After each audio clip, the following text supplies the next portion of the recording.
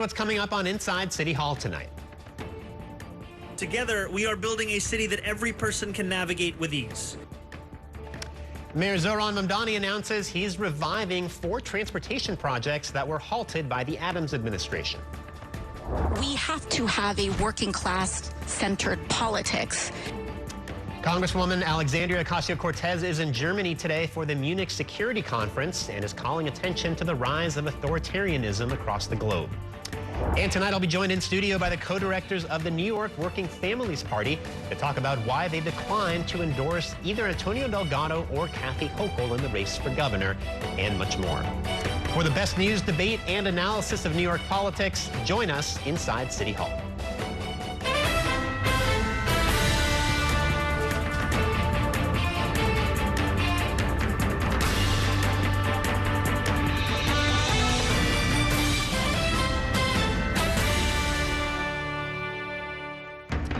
Good evening and welcome to Inside City Hall for Friday, February 13th, 2026. I'm Bobby Kuza. Good news for bus riders in the Bronx and cyclists in Brooklyn, as Mayor Mamdani is reviving some transportation projects that advocates have long called for. New York One transit reporter Samantha Liebman was with the mayor today and has the details on tonight's top story in this report. Despite a painted dedicated lane, bus speeds on Fordham Road barely average 5 miles per hour. They charge $3 for no reason, and they take their time coming and going. Friday, the mayor said that will all change for the 130,000 who ride buses along the corridor, and changes are coming for cyclists. In honor of Valentine's Day, we will show our buses and bikes the love that they deserve. That includes a bus lane offset from the curb to allow for deliveries and pickups and drop-offs that now block the bus from moving. Riders are skeptical. It might work. They're still going to find a way to park anyway. Transit advocates like Danny Pearlstein of Riders Alliance had wanted a car-free busway, but say this is a good start. We've seen mixed results from offset lanes around the city. I think the most important thing is the commitment from City Hall to come back to this project over and over until we get it right.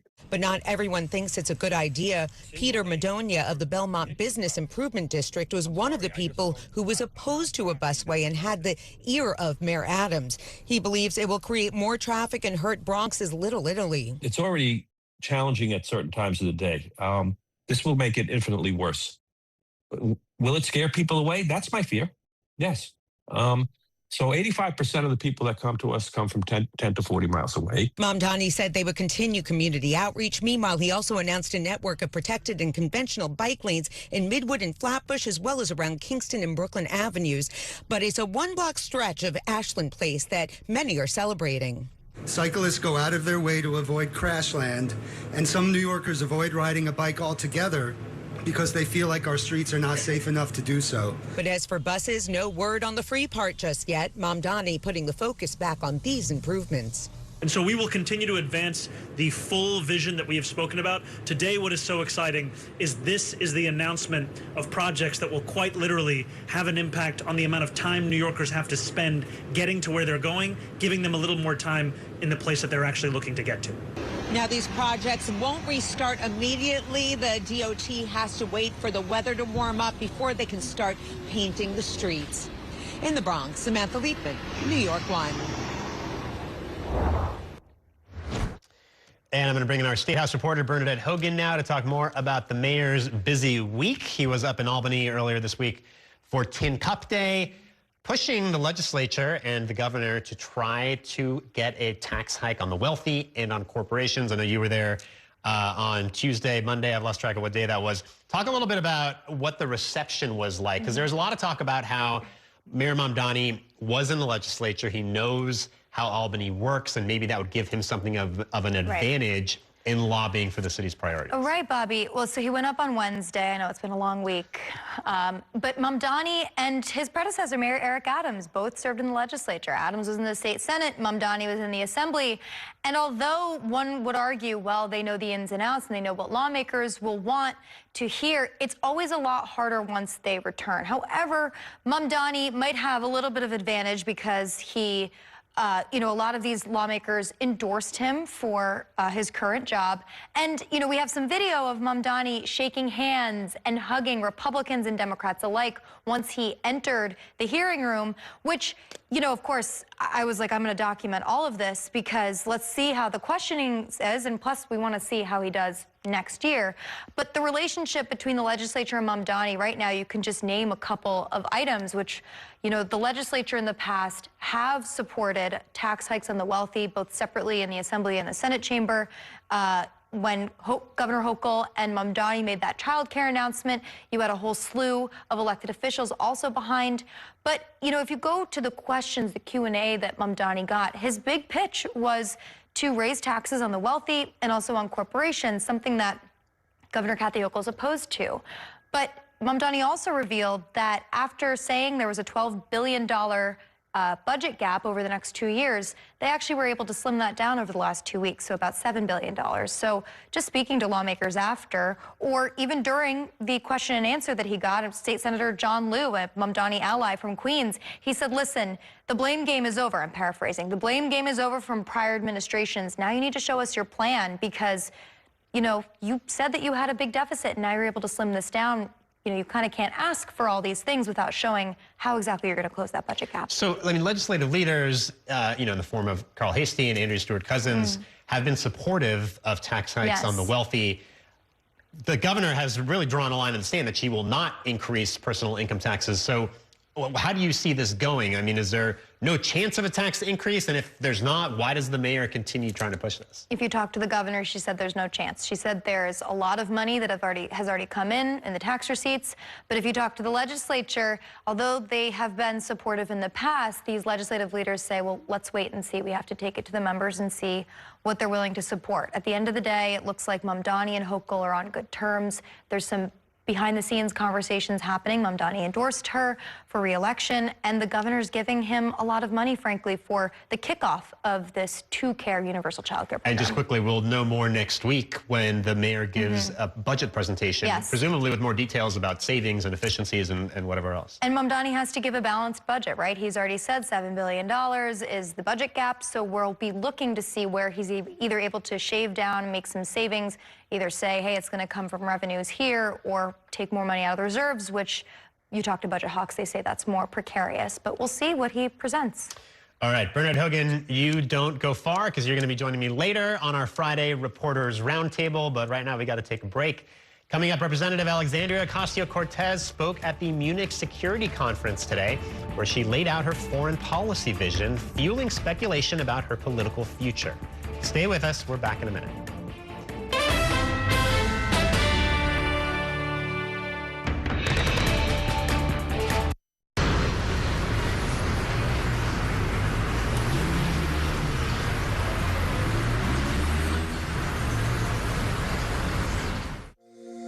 Every day tells a new story. At Mornings on One, we're dedicated to bringing you the stories that matter most to start your day. With in-depth coverage of the day's news. I'm Pat Kernan. Here are the stories we're following. And weather updates every 10 minutes. Tomorrow, some morning sunshine possible. Clouds take over. It's our responsibility to get you the information you need before you head out the door. Mornings on One. Weekdays starting at 6 on the Spectrum News app. Free for Spectrum and Xfinity customers. When you're connected with Spectrum, you get 5G and fiber-powered internet combined for the fastest wireless speeds. So you can sweat for the right reasons. It's only the seamless connection you love at home, everywhere you go. It's only everything.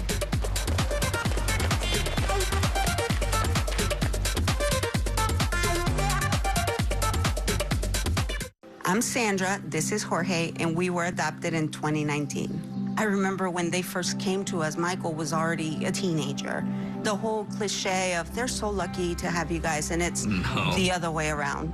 They have changed our family for the better.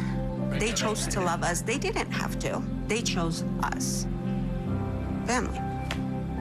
Learn about adopting a teen from foster care. You can't imagine the reward. Visit adoptuskids.org. And that's a look at some of what's in the papers this morning. You're done with the sports section.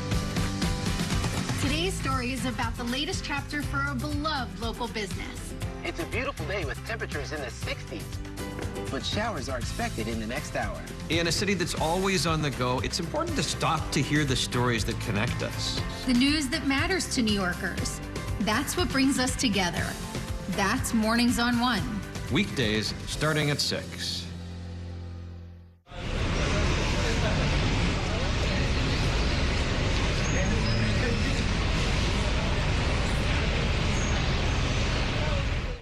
The soundtrack of the city is the background for all of our lives. It's reflected in politics, it's reflected in culture. Letting every piece of that orchestra be heard is what journalism is all about. I have a podcast that really helps expand that conversation, an ongoing discussion with newsmakers, the people who are making headlines, revealing all kinds of things that people want and need to know.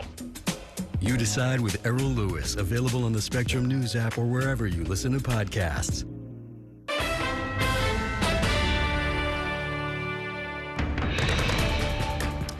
Welcome back to Inside City Hall. A political battle is brewing between Mayor Zohran Mamdani and Queens District Attorney Melinda Katz over the shooting of an armed man by police in Jamaica. Jabez Chakraborty was arraigned today after the incident last month, where he charged at officers who were responding to a call at his home. The mayor maintains the 22-year-old man should not be prosecuted because he was having a mental health crisis. But the Queens DA is moving forward with the prosecution. New York One's Rebecca Greenberg is standing by outside the Queens Courthouse in Kew Gardens with more on that story. Good evening, Rebecca. Well, hi there, Bobby. Yeah, we're told that Chakraborty was actually arraigned virtually from his hospital bed. His family says that he is still handcuffed to that hospital bed 2.5 weeks after this shooting took place in his home in Jamaica, Queens. We are hearing from the Queens District Attorney's Office that Chakraborty is facing multiple charges, including attempted assault and criminal possession of a weapon. He pleaded not guilty during that virtual arraignment today in Queens County Criminal Court. Now, police say the 22-year-old, who has struggled with mental illness, lunged at 2 police officers while holding a knife. Mayor Zohran Mamdani has said Chakraborty needs mental health treatment, not criminal prosecution by a district attorney. His mother also calling for the charges to be dropped. Family should have to endure this kind of pain. What they need right now is care, dignity. Only 22 years old. He's already terrified. He's scared. He's crying. Mommy, help. Our family is demanding only she could drop the charge against Jabez, and that will be unshackled. He recovers. That was Chakraborty's mother asking the district attorney to drop the charges against him. Now, this incident dates back to January 26th. Police say they received a 911 call from a family member saying Chakraborty was breaking glass and experiencing an episode, and they asked for an involuntary transfer. Police body camera video shows 2 officers entering the home on Parsons Boulevard. They knocked on the door and were invited in. Moments later, Chakraborty charges at them with a knife, while another man can be seen trying to restrain him. Police then draw their weapons, ordering Chakraborty to drop the knife. Officers then close a glass door separating themselves from him. They order him to put down the knife again, but he refuses. The door opens and shots are fired. District Attorney Melinda Katz standing by the decision to charge him. Today's arraignment is the beginning of a process. And for sake of the individual, the family, and the community, it's going to take some time to do a proper investigation and make sure that we are not abdicating our responsibility as law enforcement. Now, the district attorney did ask the judge in this case to hold Chakraborty without bail, but the judge says because he does not have a criminal history and was clearly experiencing a mental health episode, she decided not to hold him without bail. He's currently being held on $50,000 bail and is due back in court on March 11th. Bobby? All right, Becca Greenberg, thank you so much for that report. Meanwhile, Congresswoman Alexandria Ocasio-Cortez spoke at a global security conference in Munich, Germany today. It is the kind of trip politicians make to burnish their foreign policy credentials. and her appearance is fueling speculation about her political ambitions. Our Shannon Ryan is in our Washington, D.C. bureau tonight. She has been following the story, and she joins me now with the details. Good evening, Shannon. Good evening to you, Bobby. Well, at a time when the United States is reevaluating and in some instances terminating global alliances, the Congresswoman offered a competing vision. Political questions about the political future of New York Congresswoman Alexandria Ocasio-Cortez shadowed her appearance Friday at the annual Munich Security Conference. So when you run for president, are you going to impose a wealth tax or a billionaire's tax? I don't think that I don't think that anyone, and that we don't have to wait for any one president. Progressive political consultant Ryan Adams views Munich as a global breakout moment for the Congresswoman.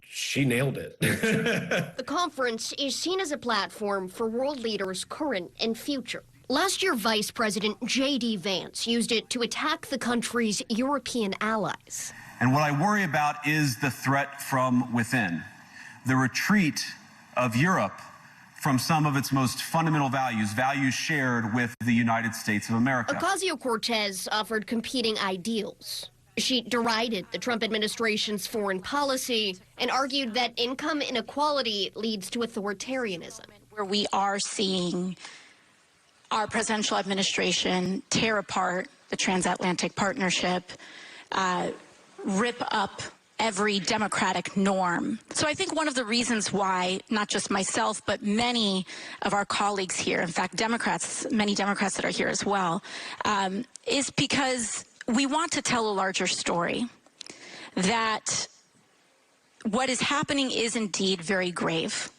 But that does not mean that the majority of Americans are ready to walk away from a rules-based order, and that we're ready to walk away from our commitment to democracy. Now, the Congresswoman also called for a renewed commitment from the United States to global aid and global alliances, saying that they can, and I'm quoting here, be a hard stop against authoritarian consolidation of power, particularly in the installation of regional puppet governments. Live from Washington, sending it back to you, Bobby.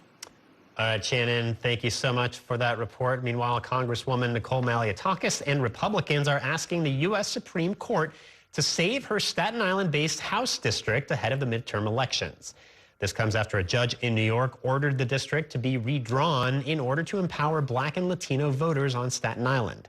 Our Dan Rivoli has been following this story, and he joins me now with more details. Good evening, Dan. Good evening, Bobby. So race led this New York judge to order the district redrawn, but race is the issue that Republicans and Congresswoman Nicole Malliotakis believe will have the U.S. Supreme Court step in and keep this district whole. This is New York's 11th congressional district covering Staten Island and parts of southern Brooklyn, and Nicole Malliotakis and other Republican officials filed an emergency application to the U.S. Supreme Court, and the top legal argument for Republicans basically saying that this new district the judge had ordered would be an unconstitutional racial gerrymander. So Nicole Malliotakis spoke about this at an event in the Dyker Heights part of her district, well, at least for now it's still part of her district. They want to gerrymander this district on race.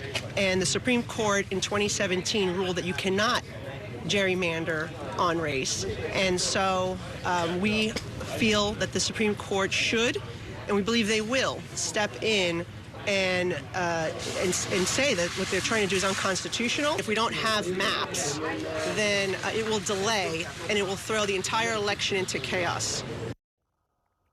So this original litigation was brought by the law firm of Mark Elias. He and his firm have been handling a lot of the Democratic Party's redistricting litigation around the country. New York One reached out to the firm for a comment. We didn't hear back, but an attorney for the law firm gave a statement to the D.C. publication The Hill, saying that this is a desperate appeal. Already, the Trump administration weighing in with a friend of the court brief in support of the arguments from the Republican politicians. And Bobby, this is all in the hands of Justice Sonia Sotomayor herself, a New Yorker, and she can act or send this to the full court. Already there was a little note on the docket for the Supreme Court. She had ordered a response to this Republican bid for an application. The response is due February 19th, and time is of the essence. As we've been reporting, balloting starts February 24th, and they want to get this district set.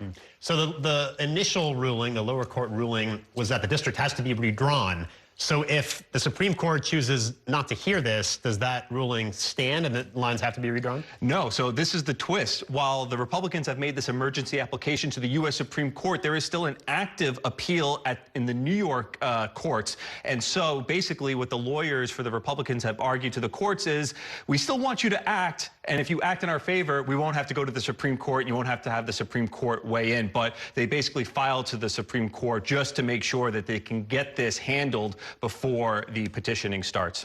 All right, Dan Rivoli, thank you for that report. It's time now for a break. Coming up, we'll bring you another preview of this week's You Decide podcast with Errol Lewis, where Errol sits down with author Elliot Williams to talk about the Bernard Goetz subway vigilante shooting of 1984. Stay with us. We're back in a minute.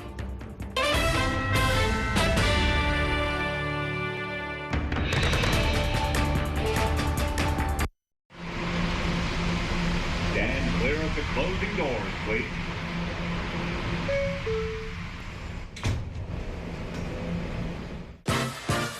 There's nothing quite like the feeling of going to the theater. Onstage celebrates that excitement every week by taking you behind the scenes with the latest news and in-depth interviews of the hottest shows on and off Broadway. So grab a seat, because this is a show you won't want to miss. Join us every Saturday and Sunday at 7:30 p.m. for Onstage. On Stage is presented by your Tri-State Cadillac dealers. Discover which Cadillac is right for you and elevate your journey.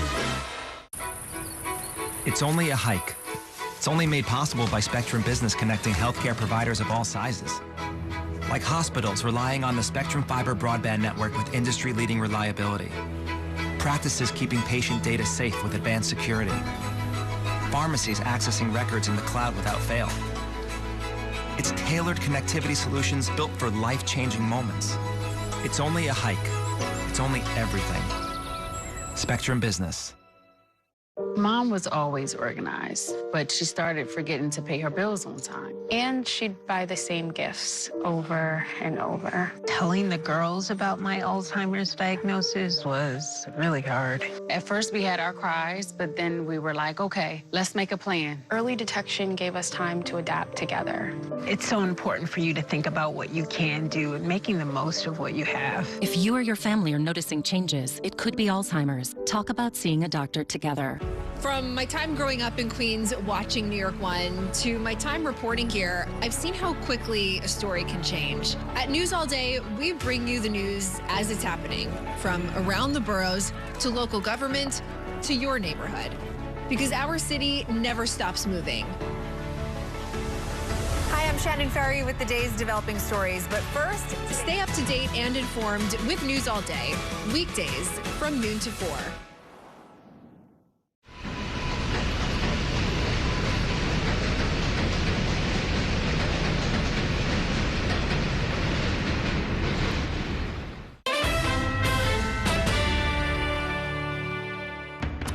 Welcome back to Inside City Hall. Last night, we brought you a portion of this week's You Decide podcast with Errol Lewis, where Errol sat down with Heather Ann Thompson, the author of Fear and Fury, the Reagan 80s, the Bernie Goetz shootings, and the rebirth of white rage. It is one of 2 new books on the subway vigilante shooting of 1984 and its impact on America. The other is called 5 Bullets, the story of Bernie Goetz, New York's explosive 80s, and the subway vigilante trial that divided the nation. Errol also spoke with the author of that book, Elliot Williams, and we bring you a part of that conversation now.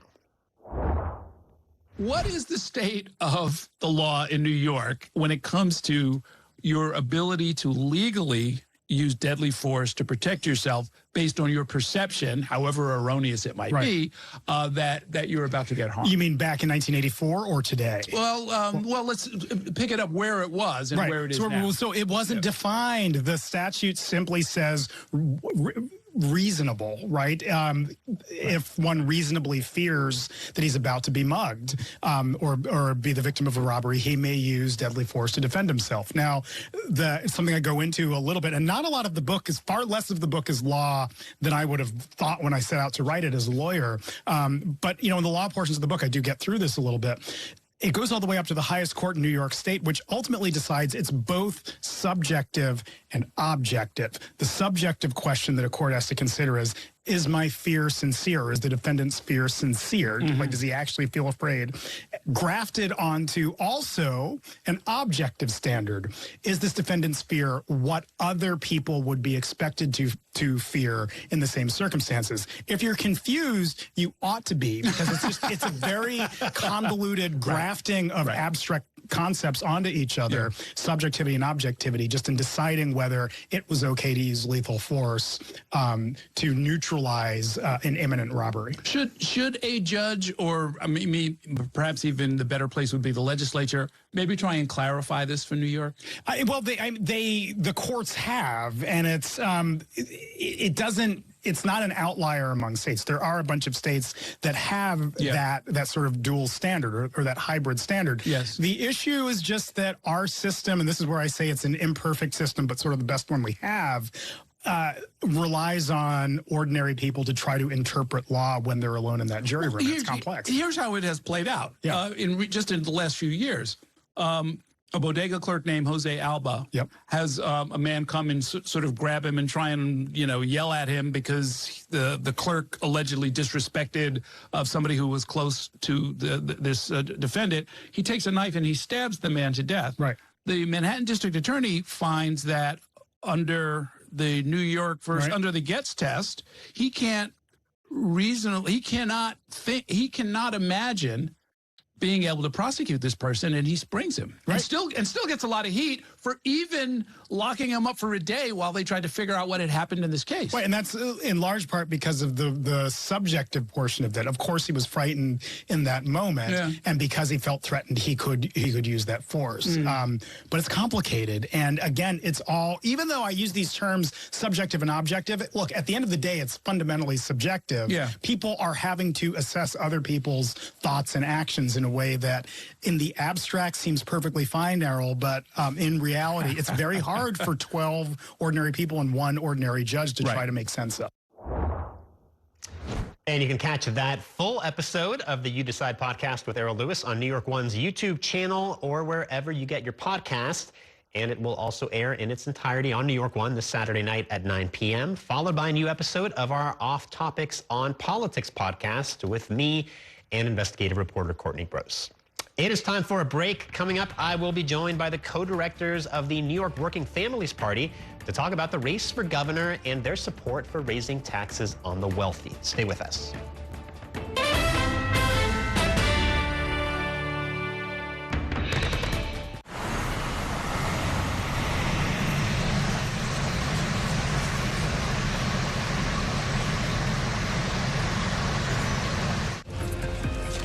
My time at New York One has shown me that in the city that never sleeps, the news never stops.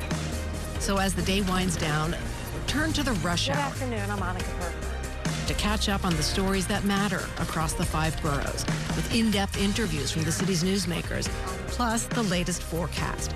Catching you up with today, preparing you for tomorrow.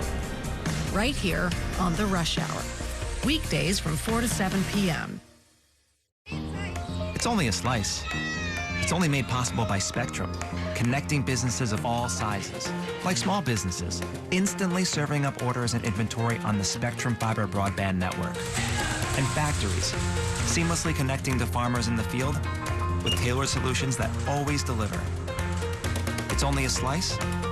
It's only everything. Get your business free fiber-powered internet forever. Call to find out how. I'm Chris Jakovic. I served in the United States Air Force and I deployed 3 times. So in 2017, I was serving as an Air Force First Sergeant. Our motto in that role is my job is people, everyone is my business. But unfortunately in that year, I would lose my own brother, Lance Corporal Adam Jakovic, to suicide. The majority of veteran suicides are from guns. I store my weapons securely, not only for myself, but for my family. my service never stops. At Spectrum Noticias, we recognize that our New York City community is vibrant and diverse. Spectrum Noticias delivers balanced coverage of the stories that matter in our communities and across the country. Our journalists are based in the neighborhoods we cover, ensuring you get in-depth reporting on what's happening in the places we call home. So join us at Spectrum Noticias. We're always on, always there for you. Now available on your TV. Check your local listings. Also available on the Spectrum News app.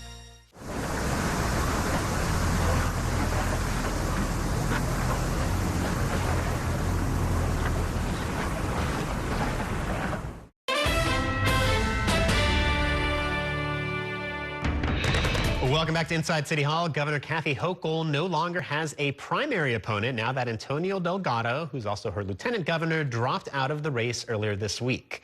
That decision came after the politically influential Working Families Party opted not to support Delgado at its state convention last weekend. Joining me now to talk about that and their push to raise taxes on the wealthy are the two co-directors of the New York Working Families Party, Jasmine Gripper and Anna Maria Archilo. Welcome back to the program. Thank you for joining us. Thank you. Thank you. So take me back to last weekend. You did not endorse Delgado, but you also opted not to endorse the incumbent, Governor Kathy Hochul, and instead you endorsed neither, right? So explain this decision to me. Okay, so the Working Families Party, like all the other political parties, has to make a decision about who we nominate for statewide office around the month of February. We convened a convention, more than 200 members of the party, members of the labor unions and community organizations that are part of the party gathered and had a very animated debate about what is the correct way to use the power of the party. The Working Families Party has always been about advancing an agenda that improves the lives of workers and their families. That's really like the purpose that animates all of our political decisions and our work. And after a very long and robust debate, that took into account that Governor Hochul has made significant strides on childcare, important progress on immigration, and proposed a budget that doesn't actually lean into scarcity, and looking at Lieutenant Governor Delgado's agenda that really speaks to the issues that matter to the party. The state committee decided essentially to say, let's not endorse either one of these campaigns. Let's instead do a technical fix that's called putting a placeholder candidate so that we will still have a candidate for governor at some point this year. We can make an endorsement decision, but not in the moment where we were gathering these past weekends. So let me ask you first, though. Delgado, like you alluded to, he made clear he was running to the left of Kathy Hochul, and he was really aligning his policy priorities with the Working Families Party. So why not Delgado? I think our folks had a really spirited debate where they talked about the pros and cons of each candidate. And though Delgado showed some promising signs of committing to a lot of the issues we cared about, some folks questioned his history from when he was in Congress, as well as his time as lieutenant governor with Kathy Hochul, and then also the health and viability of his campaign. And so when people factored in all of those considerations, the overwhelming majority of the convention voters decided to vote for a placeholder option. Okay, so now it appears that Kathy Hochul will likely not have a primary, at least not a competitive primary. Is it safe to assume you will now at some point endorse Kathy Hochul and put her on the WFP line? It is safe to assume that if Kathy Hochul continues to be the Democratic nominee, the Working Families Party will work in November to try to elect her. But what it is not safe to assume, and it's important for viewers, is that alone will carry her. The fact is the governor still has to demonstrate to New Yorkers that she is as committed now as she was the first week in January to delivering on the affordability agenda that people voted for when they elected Mayor Mamdani, when they elected the mayors in Albany, in Buffalo, and Syracuse. And so she still has to generate the level of enthusiasm and the level of commitment that is required to win what will be inevitably a competitive general election. And so the Working Families Party will continue to push for an agenda that addresses the affordability crisis, that recommits New York to protecting immigrant New Yorkers, and that asks what is a very fair question to ask, which is why aren't the richest few in New York contributing their fair share? And we believe that taxing the rich is not just a demonstration that you want to fix the problems that people are facing, but it's also a demonstration that you understand that the levels of inequality that we have in New York have to be addressed, and that New Yorkers who are the wealthiest New Yorkers have the capacity to contribute more. Let me ask you about Mayor Mamdani, who I know you are aligned with. I think he said he voted for himself on the Working Families Party line back in November. What do you think of his strategy when it comes to taxing the rich, the way he has gone to Albany and pressed for it? But at the same time, you know, he said this week that the city's budget deficit had essentially shrunk from $12 billion to $7 billion. $7 billion is still a massive deficit for New York City to close. And the only way to close that deficit is for the state to step in and to help and provide resources. And it's not just New York City in need. Albany mayor testified about the needs in Albany and Syracuse and Buffalo. Across the state, our cities need resources. The federal government is cutting back and removing their responsibility to support New Yorkers. And in this moment, when we live in the wealthiest country and we live in one of the wealthiest states, it is time for New York to show and demonstrate real leadership, that we can actually protect and take care of New Yorkers, and we can tax the ultra-rich. So Zohran did his part. He went to Albany, he testified, and now we're going to do our part. The people are going to do their part. We're all gathering, and we're going up to Albany to demand that the state legislature tax the ultra-rich and invest in our communities for child care, health care, and to support public transportation. How would you assess this first month? I guess from now we're up to what, 40 days, 43 days that Mamdani has been in office. Have you been disappointed by anything you've seen?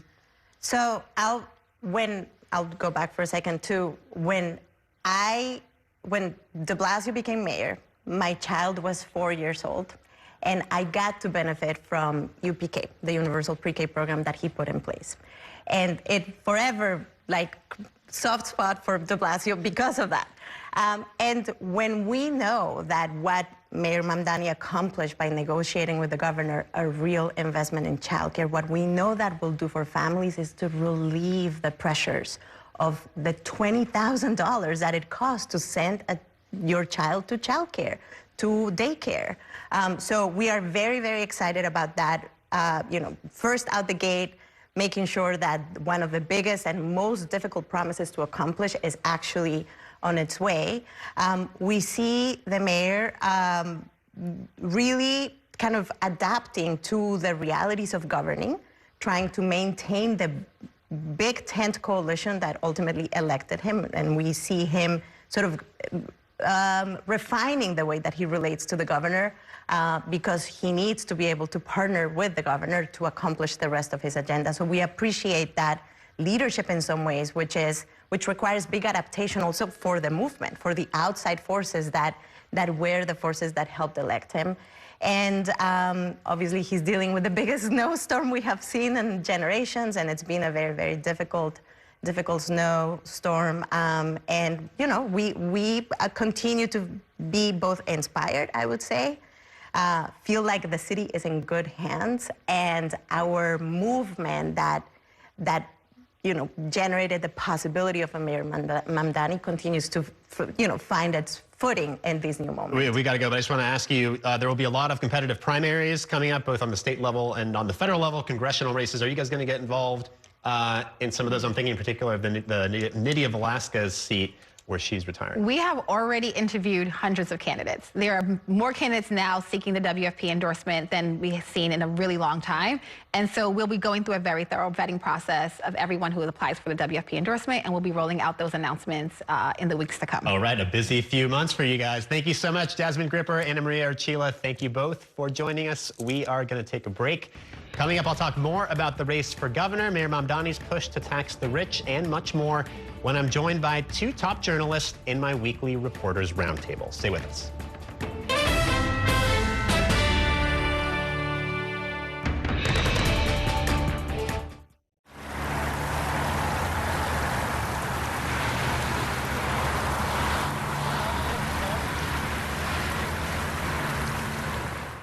After 30 years of forecasting for New York, I've learned it takes a dedicated team to cover all the weather our city has to offer. As Chief Meteorologist at New York One, I'm honored to be able to help New Yorkers plan their day. Morning, noon, or night, our team is here to bring you accurate forecasts you can count on, from severe weather updates to our weather on the ones. Watch the New York One weather experts with your weather on the ones on your TV and on the go with the Spectrum News app. I moved from Dallas to Los Angeles all by myself. The order of things I wanted to set up was internet, water, then power. I needed to take a shower, but I really did need the internet for work and to watch my shows. That's kind of a crazy thing to admit in front of a camera. Pretend I didn't say that. I got to Spectrum. I was so relieved that I was getting the best bang for my buck. It was a huge weight taken off of my shoulders. Real customers, real savings. To see how much you can save, visit spectrum.com/save. I'm an ex-drug dealer, and I'll be your sub today.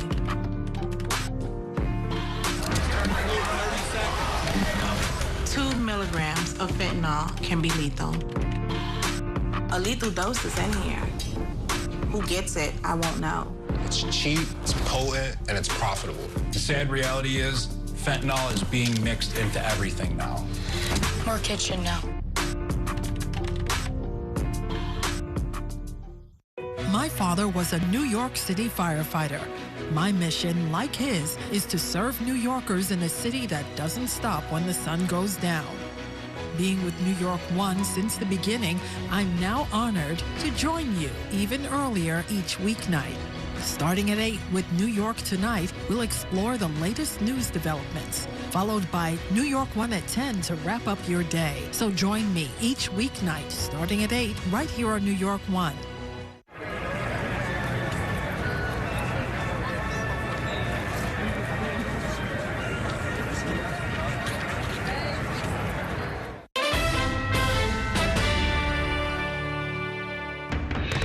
Kathy Hochul has sold out New Yorkers and made a deal with extremists. This meritless attempt to try to redraw this map based on race. The Democratic Party in New York State has been captured by far-left radicals. When an assembly member, when an elected official is blocking power for the working class, we will go after them. We don't want to see any more bloodshed. I don't want to see any more bloodshed. Mayor Giuliani did not enforce federal immigration law. We have lowered that $12 billion gap to $7 billion. You can have both the American flag and the Gilbert Baker pride flag. We should never get to a point where people are, choosing to be on the streets as opposed to being in shelter. It's actually less expensive to provide this supportive housing and to do this expansion of vouchers as opposed to leaving people long-term in shelters. As we stand on this bus, not moving that much faster than it would otherwise. Who knows what the future will hold, but right now I know what this next chapter is. This next chapter is about my family. If they're not privileged, quiet. Don't yell at me. I'm going to answer the question. Answer my question. No, I'm going to answer the question the way I want to answer the question. No. Welcome back to Inside City Hall. That was a look back at some of the week's top political stories, including Mayor Mamdani's busy week. And joining me now to discuss them are two top journalists in our Friday Reporters Roundtable. Bernadette Hogan is our very own State House reporter, and Sally Goldenberg covers City Hall for the New York Times. Thank you both for being here. So let's start with Mayor Mamdani going up to Albany this week for Tin Cup Day, where he was pushing again for higher taxes on the wealthy and on corporations, but at the same time announcing that essentially the city's budget deficit had shrunk from $12 billion to $7 billion, in part through savings, these sort of unspecified savings that the city plans to undertake. So, Sally, what do we make of the strategy here? I'm wondering how effective this is going to work up in Albany, getting this tax hike when Kathy Hochul has been pretty adamant that she's against it. I mean, she's not getting a tax hike from Kathy Hochul unless she has a change of heart, and I don't see her having a change of heart, especially in an election year. The headlines would be like, Kathy Hochul is caving to socialist mayor, and that's not going to play well on Long Island, where I guess she's, maybe worried about Bruce Blakeman, even though she's obviously the odds-on favorite to win this race. I think the strategy from Mayor Mamdani is not to actually push her that hard. I think it's to say enough to let his base know that he still believes it's a good policy to tax the wealthy. It's also politically popular, far beyond the left. Democrats support it in big numbers. But the Democrat he cares about the most, the governor, does not support it. So he's not, like we reported this week, he's not likely to go to the DSA rally for Tax the Rich. He is saying, hey, the deficit is bad, but it's nowhere near as bad as we thought it was going to be. I actually don't think he's pressuring her all that hard. So what does that mean, though? I mean, does that mean that they don't get any money at all from the state, or is there some kind of compromise, do we think, in terms of what ultimately ends up in the budget? Well, already Mamdani has a promise to get 2 years of state dollars for universal child care, that very small portion of how they're going to do the 2 care, right? It's only going to be about 12,000 kids or 12,000 seats by year 2. But I think going back to even when the governor was talking about the budget and then Mamdani came out with that press conference where he did reveal there's this $12 billion deficit, you know, just talking to those close to the governor, they were a little surprised with Mamdani's rhetoric where he was saying, well, listen, if we don't get that money, we're going to have to make cuts, and kind of pointing fingers at the governor and the legislature, but mainly the governor. So one of the questions I had for both her and for Mamdani is, well, what's actually going on behind the scenes? Because as Sally said, it's like Mamdani knows already he's going to get the money for those programs, specifically the child care part.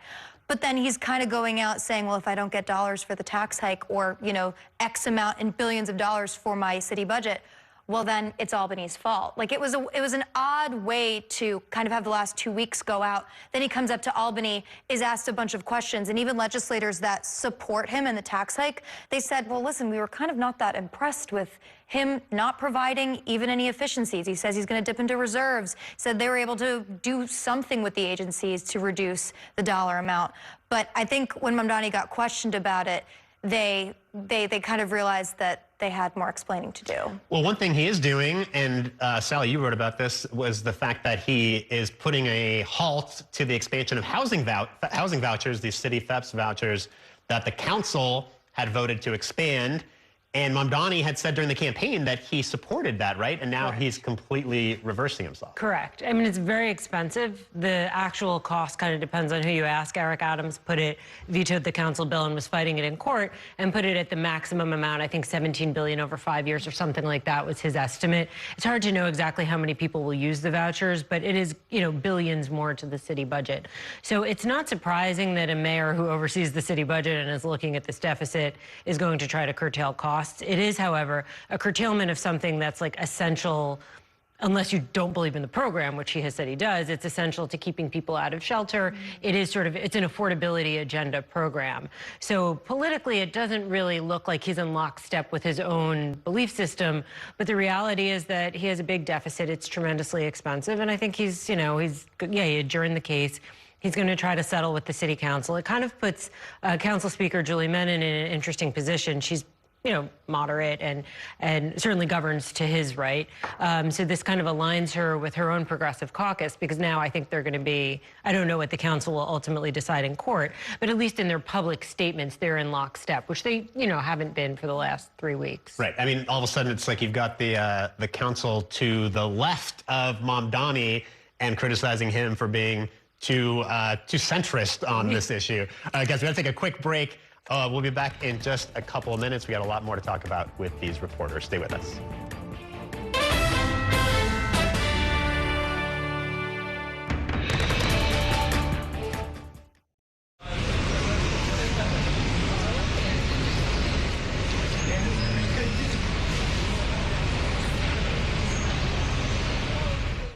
We have so many ways to stay connected.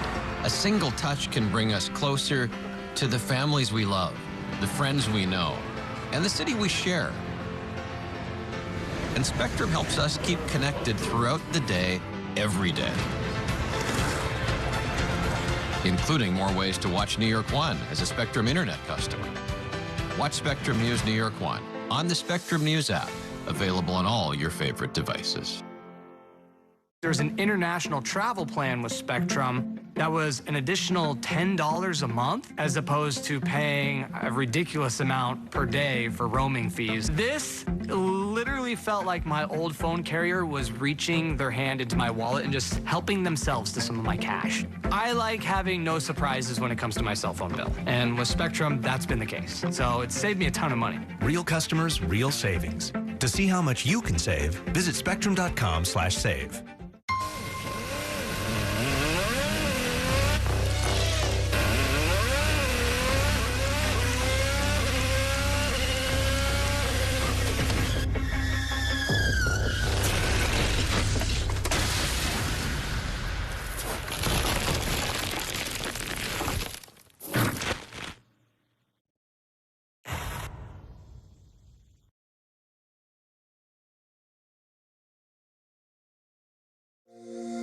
Every day tells a new story. At Mornings on One, we're dedicated to bringing you the stories that matter most to start your day. With in-depth coverage of the day's news. I'm Pat Kernan. Here are the stories we're following. And weather updates every 10 minutes. Tomorrow, some morning sunshine possible. Clouds take over. It's our responsibility to get you the information you need before you head out the door. Mornings on One. Weekdays starting at 6 on the Spectrum News app. Free for Spectrum and Xfinity customers. Stand clear of the closing doors, please.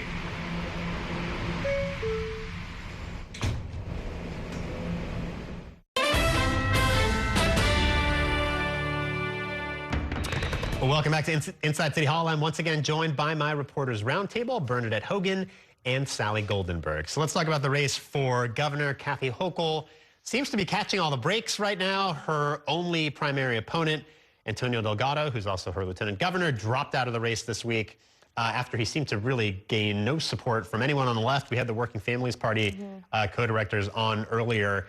They didn't really see a viable path for him to win, and so he just didn't have any support from the left, which is where he was running. Sure, and Delgado, again, we were talking about this before we went on air, Delgado was representing a purple district in Congress where he wasn't all that left-leaning, and once he decided that he wanted to run for governor and challenge his boss, he started to talk and be very vocal and separate himself from positions that, you know, if you had asked him about this before 2 years ago, he probably would not have contradicted his boss.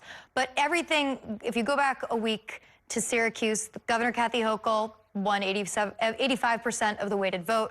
He didn't win ballot access. Then he was not endorsed by the Working Families Party, and he also got he got snubbed by Mayor Zohran Mamdani and Representative Alexandria Ocasio-Cortez, the two progressive darlings, and instead Hochul gobbled those endorsements up. Yeah. I mean, Hochul has the support of Mamdani, AOC, I mean, just about everybody, right? I mean, she's like running the table in terms of endorsements. Her favorability numbers are at all-time highs. It seems like nothing can go wrong for her at this point. Yeah, she's become rather durable from like a kind of a tough start, a tough 2022 race. She's had, you know, she's been kind of like on a constant, steady upward trajectory. Like in, you know, in 22, she won by single digits. She was blamed by the former House Speaker for losing congressional seats in New York. But in 24, she had a good year, and like New York picked up, I believe, 3 congressional seats, Democrats rather, picked up, I think, under her leadership, 3 congressional seats. And she's basically vanquished Delgado. Excuse me, I don't know how strong he would have been anyway, but like certainly, you know, getting those endorsements made it impossible for him to keep going. I think like Mike Lawler would have been a tougher general election opponent. He would have crossover appeal, presumably, to independents. You know, he was out. Then Stefanik is, you know, a big name in a fundraising juggernaut. She's out. And so she's left with a race that like it would be just shocking if she lost. It would be like malpractice for her to lose this race. So well, let's talk about that, because Bruce Blakeman this week was sort of officially crowned the Republican designee, so he's going to be the Republican nominee. I don't know how this is going to work, because he's on the one hand trying to tie himself to Trump. Trump put out this video that they played at the convention endorsing him, but that's not going to play well in a lot of parts of downstate. And especially maybe now there's a different backlash to the Trump alignment than there was in 22. Lee Zeldin had also been a supporter of President Donald Trump, and he came within 5-6 points of Governor Kathy Hochul. It's a different year now, especially with what's going on with federal immigration enforcement and ICE. And Blakeman is on Long Island and also, you know, very much in the mix there. I mean, the governor has directed her ire with some of these anti-ICE policies, specifically at what he's doing with his local law enforcement and how he's allowing some members of the police to deputize themselves to work with federal agents. But Blakeman's numbers, I mean, everything from favorability to name recognition, It's just a different year for Republicans. And again, as Sally said, Mike Lawler, who has been very successful in retaining that purple seat in the Hudson Valley by working with moderates and also people that have moved out of the city since COVID. So you have more of a liberal district than ever before. They made the determination that he should stay there and try to maintain that seat, so Republicans might have a chance at keeping control of the House. I do wonder, though, if Blakeman might have some appeal as maybe more moderate than Elise Stefanik, who was, so closely tied to Trump and was a lot more combative. I mean, Blakeman, he's pro-abortion rights. I don't know, maybe he can come across as more moderate to some independents. I don't know. I mean, I think he's sort of, like you said, he's kind of tethered himself to Trump. He might not be Elise Stefanik, that's true. She was in some ways a spokeswoman for MAGA, so he's not quite that, but no, I mean, I think he will be tied to Donald Trump. I think, frankly, even a more moderate Republican like Lawler in this year, in this race, if the Democrats are doing their job, they're going to try to tie every single Republican to Trump. It is likely to be a backlash year. Democrats did very well in 2025 after getting killed in 24. This is like, the midterm of the party in power is generally a check against the party in power. People, as Bernadette said, are very upset, even Republicans, with how ICE is carrying out its actions. And so I think it would be really hard for Blakeman to pretend he's not part of this party. So I think he just feels like in for a penny. But Donald Trump's not at the top of the ticket. So not only is there a backlash to Republicans, but for the fervent base that will just go out and vote for Donald Trump no matter what, he's not on the ticket either. So it's a tough spot for Bruce Blakeman to be in. Yeah. And I think one thing quickly is Blakeman is a downstater, right? So that's also different. Elise Stefanik represents an upstate district, so her name recognition in the city isn't that good. Blakeman is on Long Island, so he understands that city, the transit issues as well. But if you talk to Republicans on Long Island, this race is kind of more about down-ballot races, too, because they're trying to take back the Tom Suozzi, the Laura Gillen seat, and then everything else going down to, local seats. So Republicans are trying to see if Blakeman, who has won 2 terms, has been successful in his spot, to see if it can affect the other Republican seats. All right, guys, we are going to have to leave it there. Bernadette Hogan, Sally Goldenberg, thank you guys so much for joining us tonight.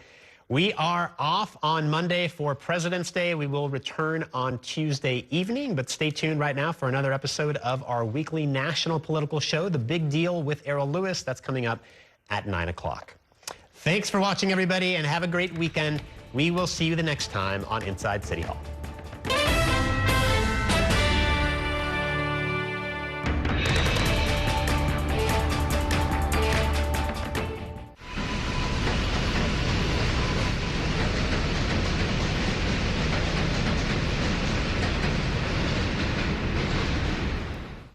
That's a look at some of what's in the papers this morning. We've done with the sports section. Today's story is about the latest chapter for a beloved local business. It's a beautiful day with temperatures in the 60s, but showers are expected in the next hour. In a city that's always on the go, it's important to stop to hear the stories that connect us. The news that matters to New Yorkers. That's what brings us together. That's Mornings on One. Weekdays starting at 6. You might think Spectrum is just for your home, but Spectrum is seamless connectivity everywhere. It's the network making the other networks sweat. Connectivity from an actual internet company, because internet is what you actually use your phone for. It's way more than 5G. With Spectrum One, it's 5G and fiber-powered internet, seamlessly combined for the fastest wireless speeds. Don't believe us? Ask this guy. He's one of millions who already know. Oh yeah, and this guy too. Turns out people like their mobile from a seamless connectivity company. That's why Spectrum is the country's fastest growing mobile provider. Spectrum One. It's only the seamless connection you love at home, everywhere you go.